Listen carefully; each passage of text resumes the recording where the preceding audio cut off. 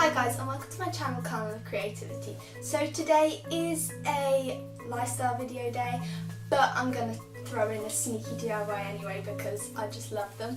And today's video is going to be a what's on my iPhone video and also a DIY phone case because why not? And yeah, so make sure to subscribe if you enjoy this video, and without further ado I'm just going to jump right into it and show you what's on this bad boy.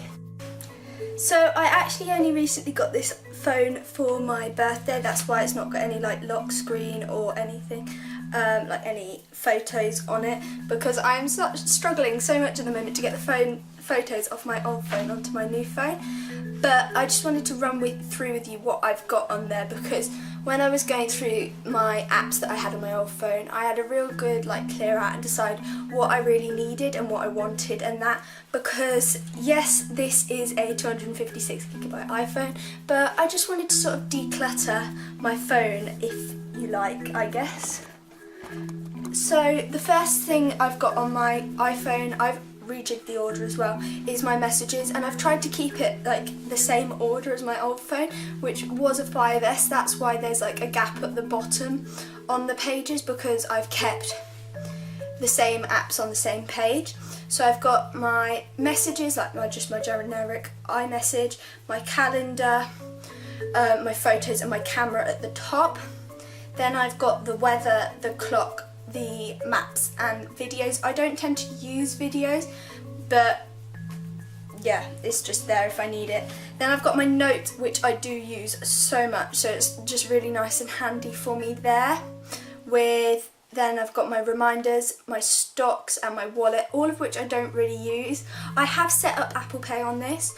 I haven't ever used it, not sure even if I will use it, but yeah, I have done, just in case. Then I've got the iTunes store, the App Store, my health and my settings, and I've disabled quite a lot of the settings on this, but my favourite setting on this literally is the every time I get a notification through, it flashes, and honestly it's such a lifesaver because the amount of times I miss things coming through, but when it's with the flash I'll catch them a bit more often because I can see them come in. Anyway, then I've got FaceTime, calculator, YouTube, which I use fairly often, but it's got a lot of notifications on it because I need to catch up on my YouTube. And then I've got these extras, and so in my extras I've got my compass, tips, voice memos, contacts, find friends, find iPhone, home, iBooks, news, and that's it. This bottom bar I've kept the same as my old phone, and although I do have music on this phone, off my iTunes, I don't actually use the music app on Apple because I have a Spotify subscription.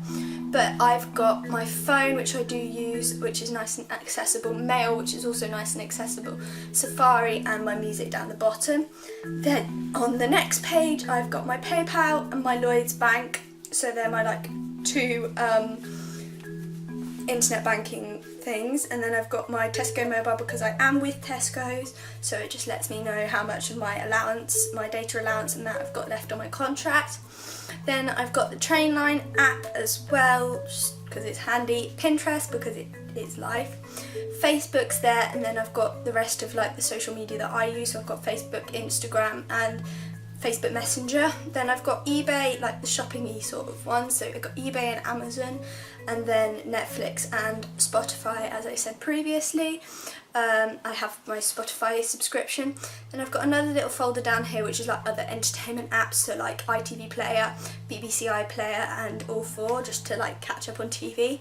I've got my YouTube Creator Studio here, which is just the app with all my videos on, just so that I can keep track of that. Then I've got my Fitbit app. Hey, should we see how many steps I've done today? I wonder. I've done 5,965 steps today. Woo, go me. It's not even that much, but shh, shh. We'll talk about how unfit I am another day. And then I've got this app right here which says it's for battery life and that, but I don't actually use it for that because it's got an extra function. So it has a a memory used, so you can like boost the RAM, I think. So like it's got that much free, so you just click boost and it gets rid of all the unwanted like little bits that have just ended up on my phone. And then I've gained some of the memory back on my phone, and then I would click done and I can scan it again. And if you compare this with like how much is actually left on your phone in terms of storage, I don't need I don't have a necessary use for this anymore, because as I said, it's such a big gigabyte iPhone. But I mean, if I ever did, then it's there. Then on the next line I've got my Ingenie car insurance app, because I do have a black box, so this just tells me like how well I'm driving and all of that. And then I've got Indeed job searches, the Wish app, childcare.co.uk, because I'm on that site just for jobs and that, Airbnb and iCloud, but nothing is coming up on my iCloud, and it's so sad because there's meant to be stuff on my iCloud but it's just not there. So that is all I've got on my iPhone as current. And yeah, I have to say I've really been liking getting used to this iPhone as opposed to the 5S. It is a lot bigger, and I have honestly found the pop socket that I have on the back such a godsend, just for holding and reaching up high and not feeling like I'm going to drop it all the time. But yeah, without further ado, let's just hop straight into the DIY. So you first want to start with a clear phone case and two pieces a little bit bigger than your phone case of this sort of like PVC plasticky fabric, which you can get from a fabric store. Then you want to grab some parchment paper or like baking paper and fold it over so you've got one end underneath and one end on top, and then simply iron along the parchment paper. The idea of this is that the iron will let the plasticky fabric underneath burn and fuse together. So you just want to go all the way around, ironing down your edges to fuse them together to make a sort of pocket.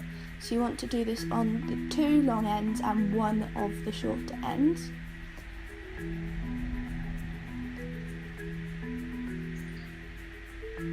Referring back to the case when needed to see how much you needed to iron in order to make it the right size to fit the case.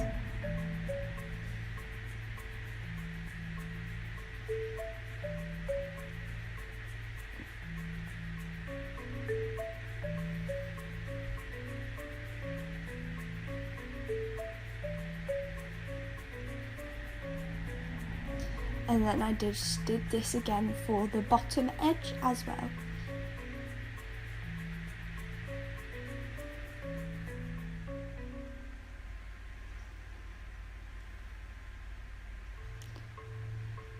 Now I'm demonstrating this with a bowl of water, but it would be so much easier just to go to the tap.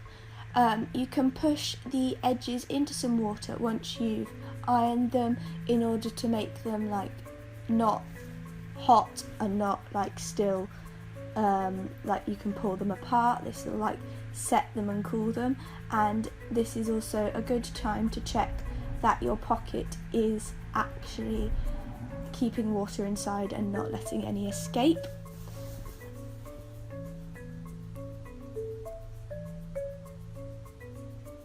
And once you've established that, it's now time to cut some of the sides off to reduce the size of it a bit, and just keep playing around with sticking the sides a bit more with the iron and cutting more excess off in order to make it fit your phone case. And I actually did go a bit overboard with this step and made mine a little bit too small. But the most important thing you make sure is that your edges are fused together really, really well, so that the water cannot escape.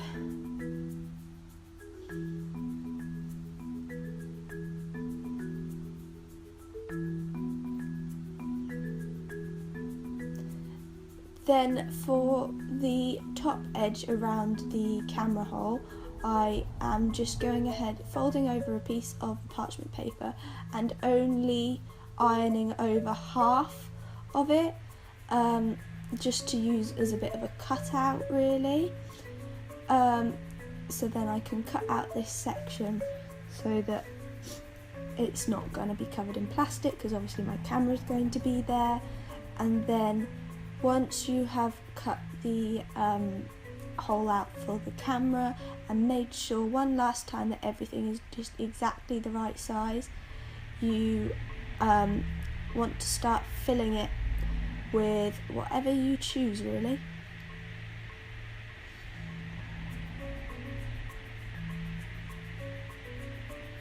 I'm just grabbing the bits that I'm filling it with, and I'm doing some big pieces of silver glitter, some fine silver glitter, some iridescent, I guess it's like called iridescent snow, but I'd call it iridescent confetti. I got it at Christmas time, but you could totally order it online, I don't know.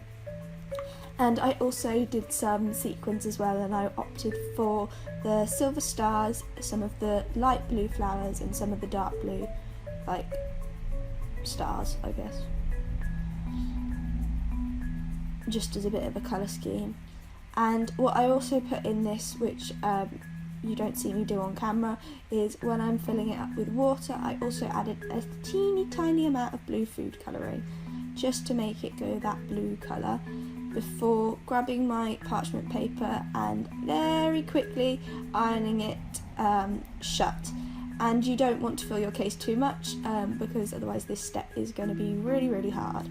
But yeah, and then you've got yourself a little squeezy pouch. And now it's time to stick it onto your case.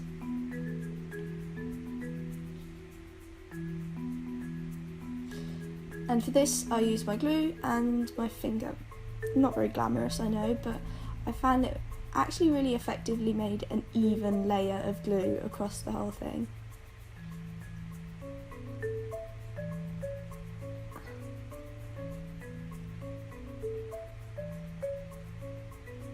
And I would suggest using like some sort of PVA or something for this.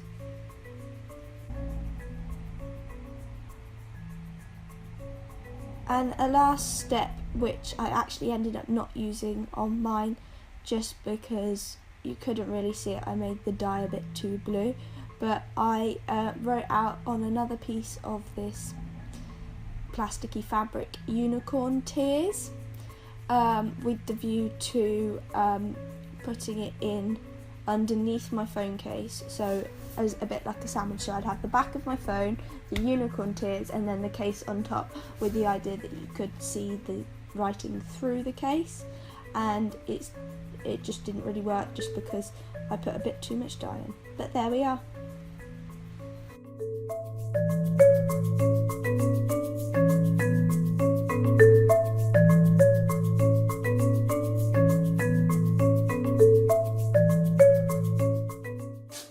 Thanks for watching this video, guys. I really hope that you enjoyed it. I think I really like how this phone case turned out, and who knew that it was actually so simple to make your own like fluidy cases, and I really like it. So yeah, I hope you guys liked it as much as I did. If you did, make sure to subscribe, and I'll see you guys on Sunday. Bye!